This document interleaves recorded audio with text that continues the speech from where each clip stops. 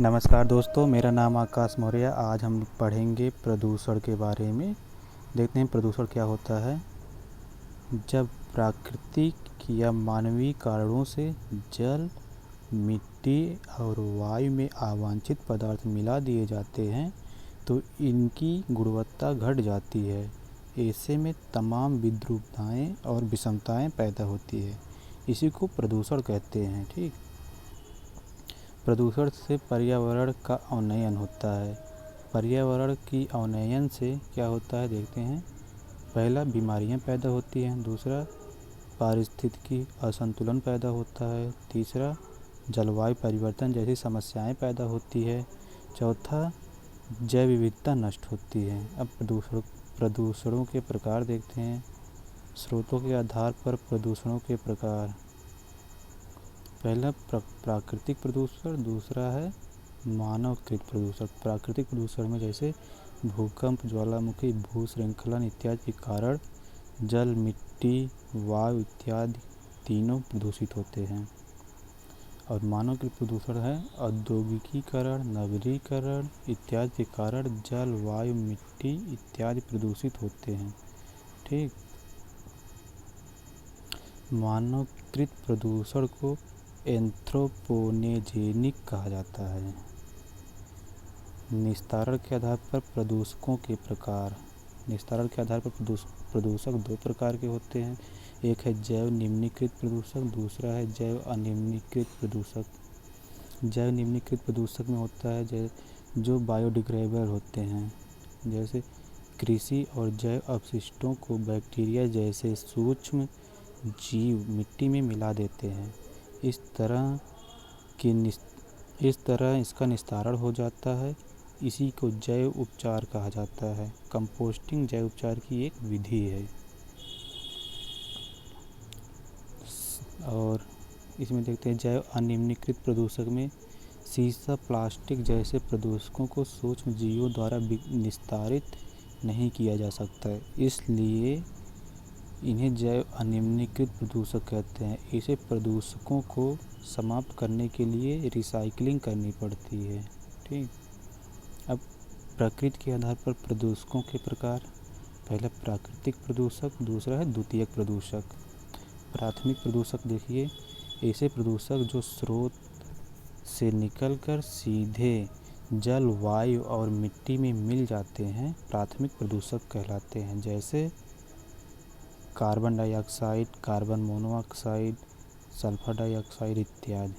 और द्वितीयक प्रदूषक ऐसे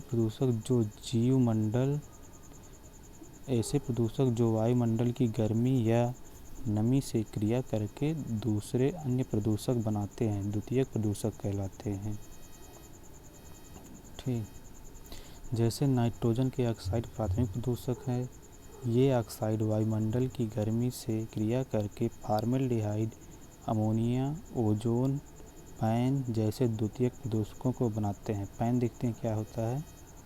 पैन पॉक्सी एसिटिल नाइट्रेट का संक्षिप्त रूप है।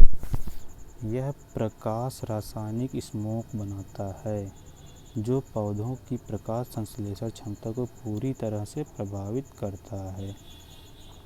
अब देखते हैं वायु प्रदूषण क्या होता है, एयर पॉल्यूशन।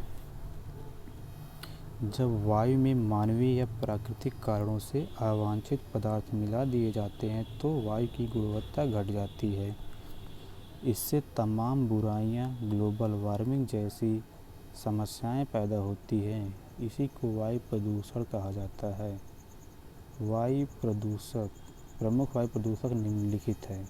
पहला, कार्बन मोनोऑक्साइड। कार्बन मोनोऑक्साइड देखते हैं।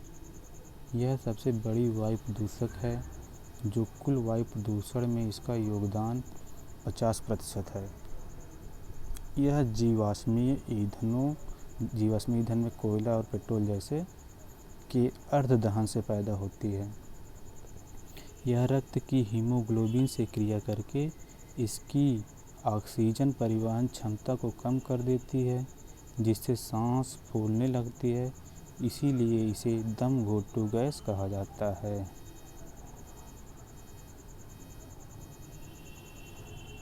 अब नाइट्रोजन के ऑक्साइड देखते हैं। नाइट्रोजन के ऑक्साइड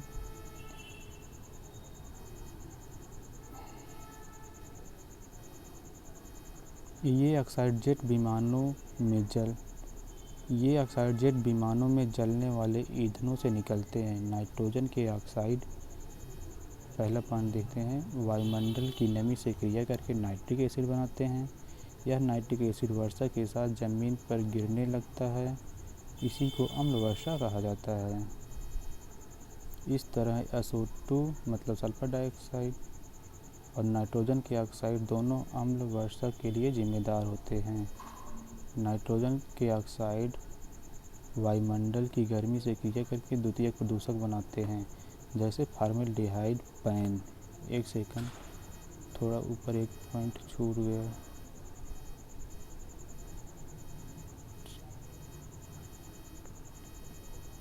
चलिए देखते हैं ग्रीन हाउस गैसें।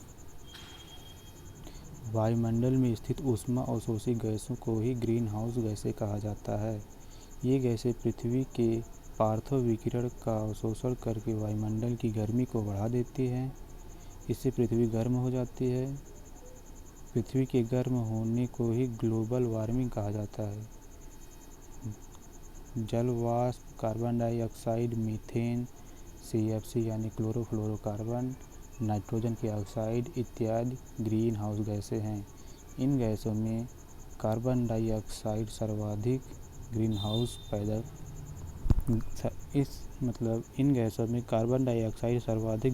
प्रभाव पैदा करता है। या कार्बन डाइऑक्साइड से सर्वाधिक ग्रीन हाउस प्रभाव पैदा हो रही है। कार्बन का सर्वाधिक उत्सर्जन करने वाले देशों में चीन और अमेरिका को शामिल किया जा रहा है। कार्बन का सर्वाधिक उत्सर्जन करने वाले देशों में चीन और अमेरिका को शामिल किया जाता है, लेकिन प्रति व्यक्ति कार्बन का सर्वाधिक उत्सर्जन सऊदी अरब करता है। मीथेन गैस भी ग्रीन हाउस गैस है। यह खदानों, धान के खेतों, दलदली स्थानों और जानवरों की जुगाली से निकलती है। जुगाली यानी जो पागुर करते हैं, जो झाग निकलता है उसमें। और CFC जैसी गैसें प्रशीतक यंत्रों से निकलती हैं। सीसा युक्त पेट्रोल जलाने से वायुमंडल में शीशे के कण चले जाते हैं। ये कैंसर और तंत्रिका तंत्र की खराबी जैसी समस्याएं पैदा करते हैं। फ्लाई ऐश देखते क्या होता है। यह पत्थर कोयला जलाने से पैदा होता है। सबसे अधिक फ्लाई ऐश थर्मल पावर पैदा कर रहे हैं। यह फ्लाई ऐश पौधों की पत्तियों पर जम जाता है। इससे पौधों की प्रकाश संश्लेषण क्षमता प्रभावित होता है। फ्लाई ऐश का इस्तेमाल ईंट बनाने में भी किया जाता है। इसका छिड़काव खेतों में किया जाता है। इससे मिट्टी की जल अवशोषण क्षमता बढ़ जाती है। धूल के कण किडनी और लीवर की समस्या पैदा करते हैं। पार्थेनियम घास देखते हैं। इसे कांग्रेस घास भी कहा जाता है। इसके परागकण उड़कर वायुमंडल में चले जाते हैं। ये सांस की समस्या पैदा करते हैं। सिगरेट देखते हैं। सिगरेट में नाइट्रोजन के ऑक्साइड, हाइड्रोसाइनाइड, कार्बन मोनोऑक्साइड जैसी जहरीली पदार्थ पाई जाती है, जिससे सांस संबंधी समस्याएं पैदा होती है। रेडान देखते हैं। रेडान एक रेडियो एक्टिव पदार्थ है। ये ज़मीन से स्वतः उत्सर्जित होता रहता है। शहरों में वायु प्रदूषण सर्वाधिक होने के कारण इसका जमाव शहरों के घरों में होता रहता है। यह फेफड़े का कैंसर पैदा करता है। एशियाई भूरे बादल, इसे कहते हैं एशियन ब्राउन क्लाउड या ABC कहते हैं यहाँ, ABC। एशियाई भूरे बादलों में एरोसोल, सल्फेट, कार्बन इत्यादि होते हैं। सर्वाधिक मात्रा में एरोसोल होता है। वायुमंडल में लटके हुए धूल कणों को एरोसोल कहा जाता है। एशियाई क्षेत्रों में गर्मी में बरसात होती है। बरसात के मौसम में ये एरोसोल तो साफ हो जाते हैं। ठंडी के सीजन में वायुमंडल में बादल सा छा जाते हैं। इसे को ABC कहते हैं। ABC के कारण एशियाई क्षेत्रों में कोहरा छा जाता है। सूर्य की पूरी रोशनी पृथ्वी पर नहीं आ पाती है, अतः पौधों के प्रकाश संश्लेषण क्षमता प्रभावित हो जाती है। वायु प्रदूषण के प्रभाव देखते हैं। क्या क्या प्रभाव होता है वायु प्रदूषण से। पहला प्रभाव, ग्लोबल वार्मिंग और जलवायु परिवर्तन जैसी समस्याएं पैदा होती है। तमाम बीमारियां फैलती हैं, अम्ल वर्षा होता है, बाढ़ सूखा जैसी आपदाएं आती हैं, जैव विविधता का विनाश होता है। वायु प्रदूषण रोकने के उपाय। पहला पॉइंट देखते हैं, जीवाश्मी ईंधनों के स्थान पर ऊर्जा के वैकल्पिक स्रोतों का विकास किया जाए, जैसे सौर ऊर्जा, पवन ऊर्जा। दूसरा पॉइंट देखते हैं, वाहनों में कैटेलिक कन्वर्टरों का प्रयोग किया जाता है। यह कन्वर्टर कार्बन मोनोऑक्साइड जैसे अधिक प्रदूषक फैलाने वाले तत्वों को कार्बन डाइऑक्साइड जैसे कम प्रदूषण फैलाने वाले तत्वों में बदल देते हैं। इसी तरह नाइट्रोजन के ऑक्साइड को नाइट्रोजन में बदल देते हैं। अगला पॉइंट, उद्योगों की चिमनियों में बैग फिल्टरों और साइक्लोन फिल्टरों का प्रयोग किया जाए। ये फिल्टर कार्बन कणों को वायुमंडल में जाने नहीं देता। वाहनों से निकलने वाले प्रदूषकों को नियंत्रित करने के लिए यूरो और BS मानकों का प्रयोग किया जाए।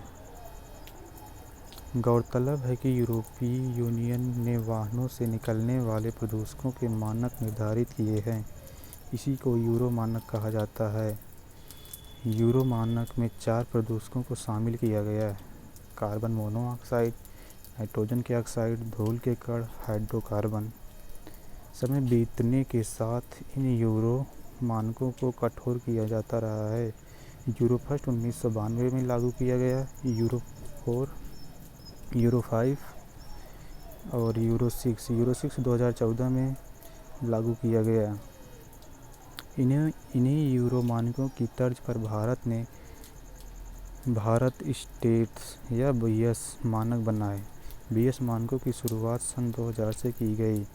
अप्रैल 2017 में BS4 लागू किया गया। 1 अप्रैल 2020 से BS6 लागू हुआ। BS5 को लागू ही नहीं किया गया। 2002 में भूरे लाल कमेटी ने वाहनों से निकलने वाले नए उत्सर्जकों के प्रतिमानों यानी मॉडल्स को लागू करने की बात कही थी। नोट देखते हैं, वायु प्रदूषण का संकेतक लाइकेन नामक काई है। दूसरा, ठंडी के दिनों में दिल्ली में कोहरे की समस्या होती है, क्योंकि इन दिनों में वायु ठंडी होने के कारण भारी होती है, अतः वायु वाहनों से निकलने वाले प्रदूषकों को ऊपर नहीं जाने देती है। ये था आज का वीडियो। मिलते हैं दूसरे वीडियो में, तब तक के लिए धन्यवाद।